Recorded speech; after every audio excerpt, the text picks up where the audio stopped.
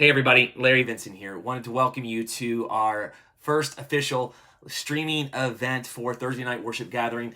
Of course, due to COVID restrictions and to the number of people who have COVID, um, we are unable to be meeting in person for the time being. We do hope to continue back in person here shortly, but for the time being, this is what we're going to do. So uh, instead of pushing forward our schedule a week because we were supposed to start the Human Experience series next Thursday, I decided to do an introductory interview with a good friend of mine, Dr. Brad Pickens. And him and I will be talking about the human experience. And it's broken into three sections, but they're not like normally rigid sections like we would have on a Thursday night. So you're going to have to pause according to your own judgment. But I do make it clear where we move from one point to the next. So here are the 3 points to be looking for. The first one is, where are we at currently? The second one is what is God's ideal for humanity? And then the third one is, how do we get from where we're at to where God wants us to be? And so it's a 30-minute conversation. Each point's about 10 minutes. I try to time it just right. But again, use your judgment. Hit pause when you feel comfortable. Discuss what you have heard. And then, when you are ready and the discussion has moved on, you can hit play and continue on. Okay. If you have any comments or questions, feel free to leave them in the post below or email me, as always, larry@communitytransformationpartners.org. I really look forward to these discussions over the next couple of weeks. Next Thursday, we will be trying a Facebook Live. This one's pre-recorded. The next one will be Facebook Live. So if that is something that you are interested in, please join us next Thursday. If you can't, it will be on demand immediately after. So around 8 o'clock next Thursday night. All right, guys, I will see you next week. Until then, as always, peace, love, and soul.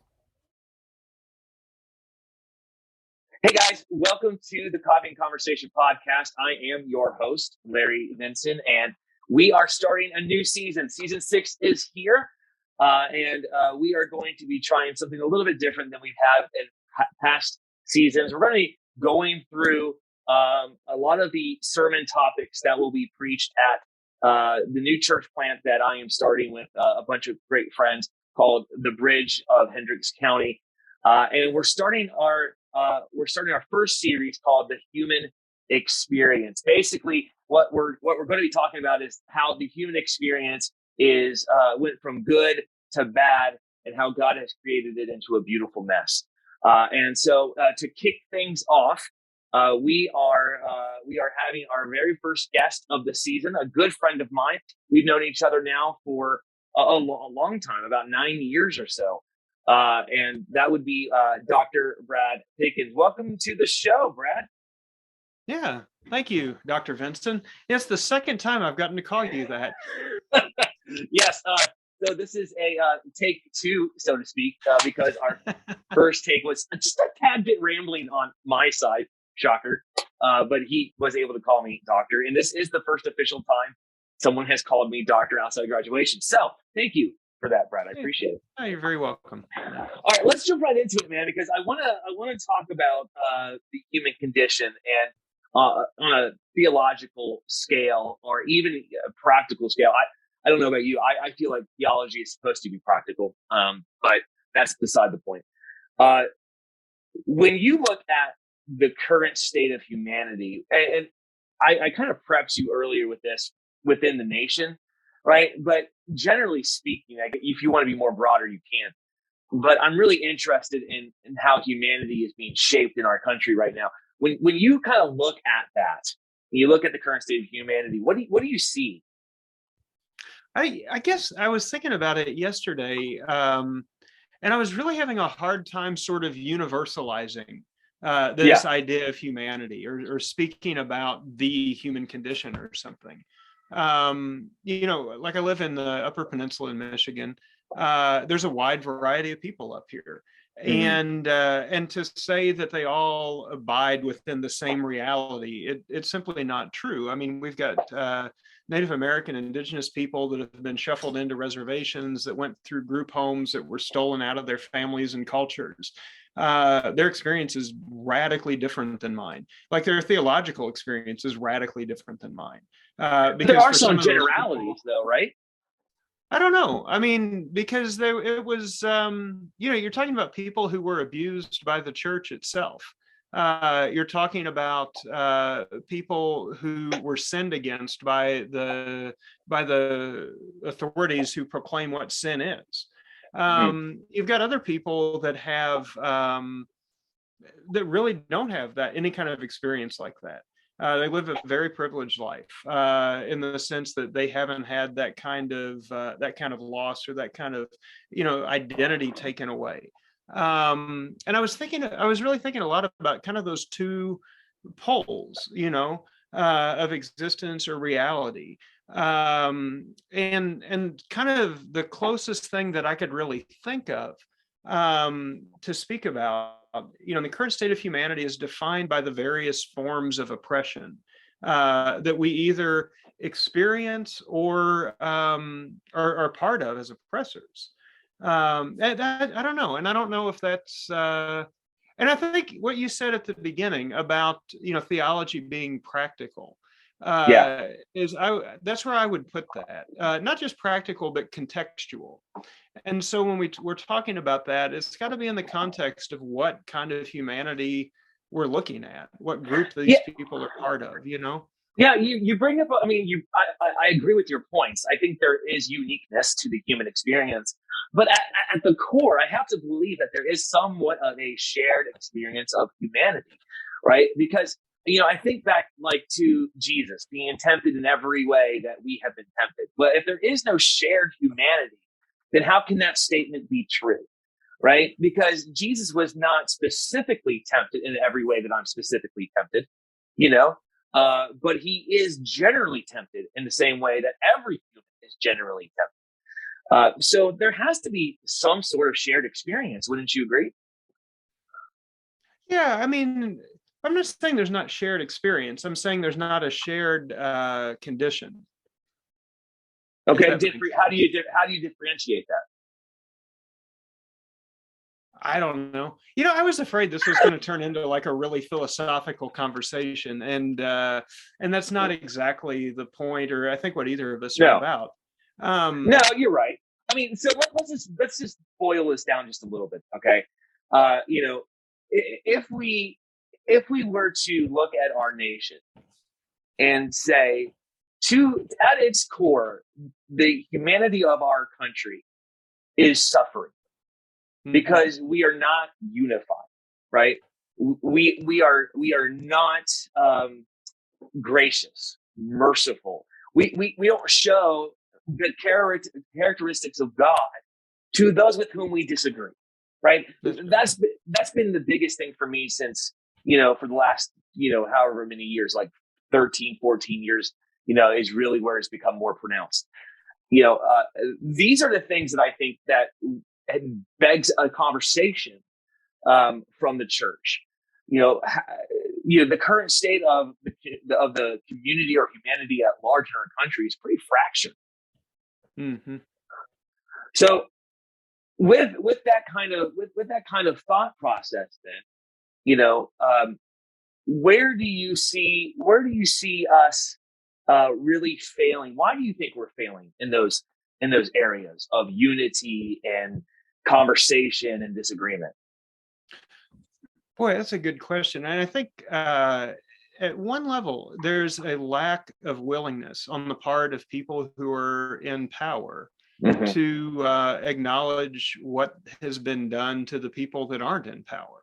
Yeah. And so, again, to go back to the indigenous issue a little bit, like here in the Diocese of Northern Michigan, we've spent a lot of time, it's the Episcopal Diocese in Northern Michigan, spent a lot of time talking to indigenous, our Native brothers and sisters, and trying to make right some of the things that happened to them, that the church was part of. and talking about, apologizing, talking about, what comes out of it. And the question that I've had throughout that is what are these people that have been abused by the church getting out of this conversation? Like, it's obvious to me what we're getting out of it as the church. It's a way of alleviating some guilt of going back, 100, 200 years and trying to make something right that was done wrong. But what do you get out of it if you're the person that was abused and that was oppressed and put upon? And so I've been talking about that with some of my friends and colleagues here, some of the people who have been a little bit more involved in that conversation. And the response was, you get to hear somebody say that they are sorry, that they hear you and that they get what you're about, And so I think there's kind of two things happening there. Is, first of all, there's an unwillingness on the part of people who are in power to go through that process of actually listening to people that have been heard. And then the other thing that happens is we've got another group of people that thinks that they're being oppressed when they're not. They're actually controlling, the narrative. Right. And so it turns into this really gross sort of, and that's happening within the church as well. It turns into this really gross sort of fake sort of oppression. Yeah, like War on Christmas. Right. Right. Yeah, I mean, I understand completely what you're saying. And so, to kind of transition then into this next section of the ideal, right? Would you then suggest that a willingness is the idea, is the ideal, to be willing to listen, to be willing to partake, to be willing to commune? Is that the only thing missing, is a willingness? Yeah, well, a little bit, but it's got to be a willingness that's tied to God, right? Right. And I think I took your question the wrong direction. I think I don't know. Yeah, you're I fine. mean, because I think part of what's happening, or the traditional Christian answer, right, is to say that this is all happening because of sin and all of that. Yeah. As if sin was simply somebody's bad behavior that I'm not personally involved in. Yeah. And that's not exactly a biblical view of sin. I mean, the way the Bible understands sin, it's what happens when somebody fails to recognize who God is. And in light of that recognition, we fail to recognize who we are. We displace God through our own desires. And so when we're talking about that, well, but then to talk about like that ideal is to talk about what it is to put God in proper perspective. To put God in the place of ruler of the world, to put God in the place of one who is known by all people and is knowable by all people. I mean, that's kind of the biblical vision of that ideal for humanity. Well, I think it's a little deeper than that. Just and I'm sure this is what you're saying. My service dog is now chewing a pillow. Hey, please stop. Thank you.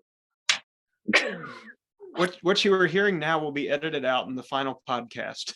Oh, I don't edit. Well, ever. Of course not. I never edit because I want people to see the realness of Coffee and Conversation. And right now, I have a dog who refuses to serve. Stop. All right. Yeah. So I think it's deeper than that a little bit. And this is probably what you're saying. So I don't mean to say that you've missed the mark, because I don't think you did at all. I don't. That's kind of you. Yeah, thank you. No, I think it's more than putting God in his proper place and reflecting those characteristics. It's reconnecting with God in the same way that God is willing to come to our level and to experience the world with us and to make that kind of life kind of a sacramental experience. We have to be able to do the same thing with those around us. In order for me to fix what is broken about my nature, I have to reconnect to the one who created my nature in the first place. Mm-hmm. And so, so when we talk about ideals, then, like, in a perfect world, what did God create our nature to be? You know, what is the good of our nature? I think it exists within relationship. I think that's the ideal, is a willingness to be in relationship with everybody. Thoughts? I would say it's a willingness to be in a just relationship with everybody. Okay, how Because do you define that? well, there's a lot of relationships that exist that are unjust. I mean, it doesn't take a lot of imagination to to think of that. But to think about justice means that everybody gets and has what they need in order to thrive. Yeah. And justice is also not the same as fairness or equality. Mm-hmm. It may include those things, but it has to transcend those things. Yeah. Like at dinner, my kids get a different portion of food than I get. And you can say that that's not equal, and the kids are at an age when they're really concerned about what's fair and not fair. But it doesn't become an issue in that circumstance because they recognize that there's a different kind of justice at work there. And part of what, and I think this goes back to your original question, and maybe would have been a clearer way of starting into this. But part of what happens is we create these systems of injustice by demanding equality for ourselves when we don't need to be equal. We need to see other people raised up to the level that we're at.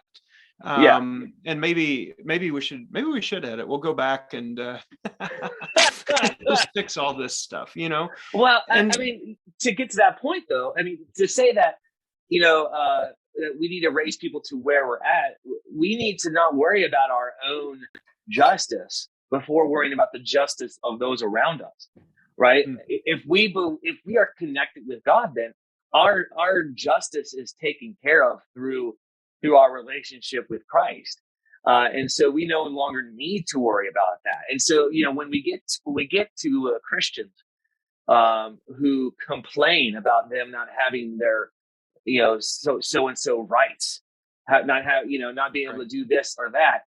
That to me is always just an insane argument, because it's like, you don't have to worry about it. All your stuff is taken care of through your relationship with Christ. And these, quote unquote freedoms that you want to have are merely wants. You have to worry about, the voice of the less than, of the other, of the people who are being oppressed, right? So that they can be raised up through Christ to where you're already at. That's right. Well, and I think that language that you use, this idea of this Christian rights, rights are a foreign word in the Bible. Yes. It's not something that you have. It's something that happens because we happen to live in a country that talks about rights and things like that. But the Christian doesn't have rights, and to try to claim rights is one of the ways in which we displace God from the position in which God holds us in God's grasp. Because we want something, we're demanding something that we think we don't have. And it's really strange to me to read the Bible or to read the history of the church and to see all these people who don't have what they want, who don't live in freedom, who don't have rights, and yet somehow they're able to worship God without any trouble. I mean, we act as if we are dual citizens of God's kingdom and America, or whatever country you want to put in there, when in fact we're immigrants, right? We belong primarily to God's kingdom, and we're mainly on work visas until we get back home. And so we aren't afforded, and nor should we expect to have the same quote unquote rights. We should be willing to give those up for the sake of the other. That's right. Yeah. So the ideal then, this is what I'm hearing is sacrificial, willingness, communal, right? Thinking of the other, these things that Jesus talks about throughout the entirety of the Gospels, and is continued both after and predates the Gospels, right? I mean, this is that idea of mercy and justice and grace and loving one another, sacrificially, right? So If that's the ideal, right? And we're not even close to that, in my opinion. What do we do then as a community? And you can take this either from the perspective of the church or just generally speaking. How do we go from where we're at now to where God wants us to be? I think that word "do" is a little difficult, as if it depended upon our agency to create something. And rather than what we do, I think it's more important to recognize what God does. And again, the thing with the church that it's puzzling is both progressive and more and less progressive, like churches, progressive, less progressive Christians have kind of got this wrong. And they tend to look towards political methods to achieve the things that they believe are God's end. So you take the problem that you started with, this division and this distance from this godly ideal. And what are the solutions that the church is offering to us? Well, you need to reinstitute school prayer, or you need to pass universal health care. You need to demand a living wage, or you need to require that people follow a certain very limited kind of morality. I've been in churches, I've sat through Sunday school classes and sermons. I've heard that preached on both sides of both sides of that. And the thing is, neither of those are visions for living into God's ideal future. I mean, some of that might be nice. Like, I like having health care, right? I want other people to have a living wage. It's not the same thing as the inauguration of the kingdom of God, right? Yeah. And so, there's no place in the Bible that I can really think of where a person or a group of people take it upon themselves to create the conditions of this kingdom. Where such things do seem to happen. So you think about like the return of the Israelites from the Babylonian exile, right? And there's this record of the rebuilding of the temple, the reconstitution of this people. It's always something that happens through the power of God rather than through the power of humanity. It's always something that happens in God's timing rather than in humanity's timing. It's always something that in that case of exile, didn't start off particularly well. You have to go to Babylon first, right? Yeah, and right. then you come back, and this thing is given to you. And so I would suggest then that the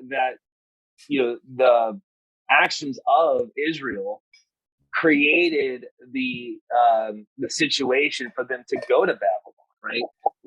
So, I mean, there is a role that we play in all of this, right? And let's not forget the Gospels, or not even the Gospels, the Book of Acts, that they didn't just sit in the room. As a matter of fact, sitting in the room and cowering in fear and doing nothing was against what God wanted them to do, right? So there has to be some response, right? Yes, it is through the power of God, right? But the power of God acting through the actions of men, correct? Well, and women. And women. Yeah, sorry. I mean the general man, humanity. Forgive me for that. I apologize. No, I'm not at all suggesting that we don't do anything and we just sit around waiting for God to do stuff. I think what I'm saying is really a little bit narrower than that, which is not to expect that our politics and our act, like at that level is what does the work for us, because we've offloaded all of that responsibility into these other areas and into these other categories. So don't rely on man-made things. Yeah. Or the other thing that the church is really good at is throwing a couple cans of soup in the corner and calling it a mission. And doing these things that aren't even Band-Aid solutions to the problems around it, and pretending like they're involved in the restoration of all good things in the world. Yeah, so there is the next sermon series we're actually going to be doing is called Breaking Down the Walls, and it's about reaching out. And the first sermon is going to be how we reach out to push away. We do certain outreaches that are minimal effort, minimal contact, and we love them in order so that we can love them from a distance, but we don't want them to come into the church. That's a different scenario, and that's the issue I've seen with churches throughout my entire career, is that people are happy to do things from a distance. They're happy to pay the money. They're happy to send out the people. They're happy to provide the resources. But once you get them into the dirtiness of life, right, that willingness that we're talking about, that's when hands start getting thrown up in the air. And not just like they don't care. You're welcome. But they throw their hands up and they're like, no, I didn't sign up for this. And that always just blows my mind. Like, yeah, you did. You definitely signed up for this. Right. So in our last couple of minutes together, Brad, I want to, what do you hope, if there was one thing that you could, that people could take away from this, to say, okay, here's the action point that I think everybody should do. What would you say in order for us to get to this ideal position? I would say there's one of my favorite theologians. It was an English woman, Julian of Norwich. She lived in the 12th century. And she had these series of visions.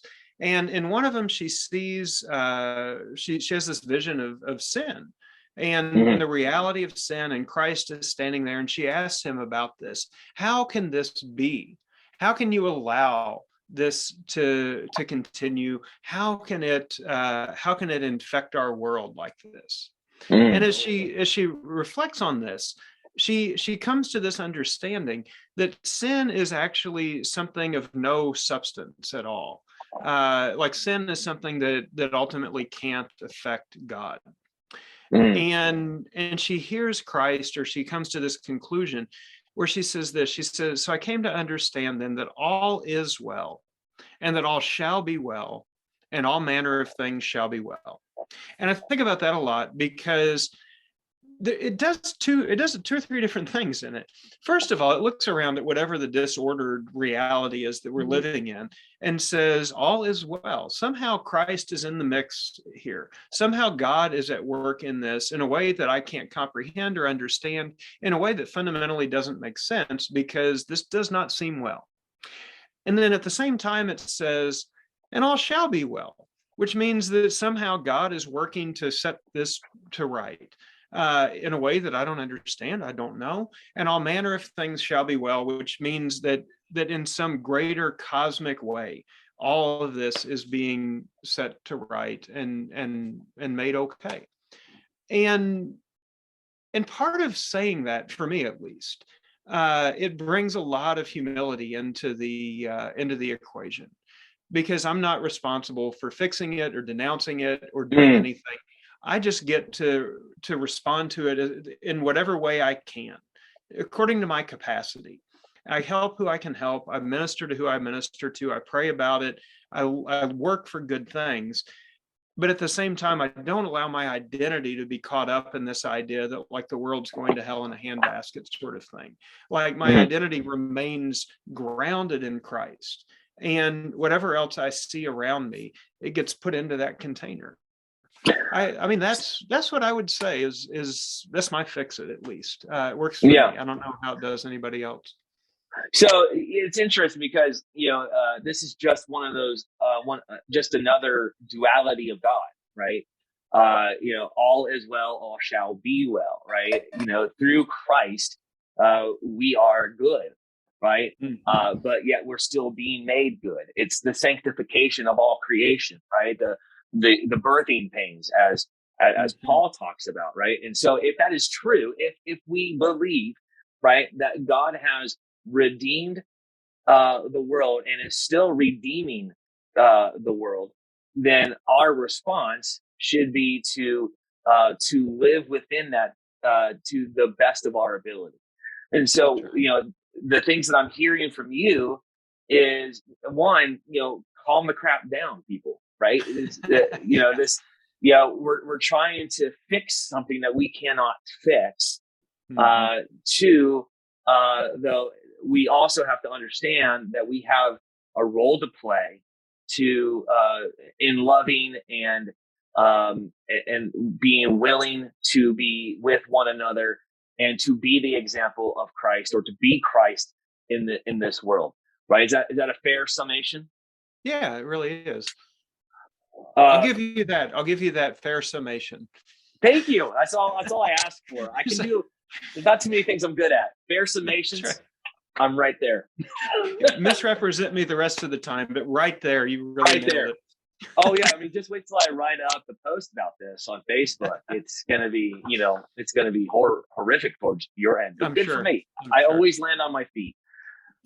So, all right. Well, with that said, then we're going to wrap up. I want to thank you very much for coming on to the podcast. You're one of my favorite people to talk theology with. I think we see things very similarly, but yet at the same time we can debate. And I appreciate it about somebody. It's like that iron sharpening iron thing. So I appreciate you, Brad. And you're welcome on the podcast anytime. Well, thanks. All those feelings are mutual, and I'll crash this place every chance I get. I may have to set up a password. See, you just offered this uninhibited invitation, and so I might as well jump in. You're just gonna claim squatter rights on the podcast. Yeah, yeah. Squatter just rights. Bump everybody else out. I've got your Zoom room number now, so I'm good. Yeah, you're right. You do. All right, I gotta do my closing thing. All right, guys, thank you so much for coming on, for coming to the podcast and listening to this conversation. I hope it has blessed you. More information can be found on a couple of places. On the CTP Facebook page, just look for at Community Transformation Partners. You can find us. You can find the new church plant, The Bridge of Hendricks County, at The Bridge HC on Facebook, and we're still starting the process there, so we don't have emails or any of those things yet, but we are getting those things. If you would like to learn more about what the church is doing, that Facebook page is it. You can always email me if you have any questions, comments, concerns, quandaries, or conundrums. Larry at communitytransformationpartners.org. And you can go to our website as well, communitytransformationpartners.org, for anything and everything CTP. All right. With that said, guys, we are out of here. And as always, peace, love, and soul.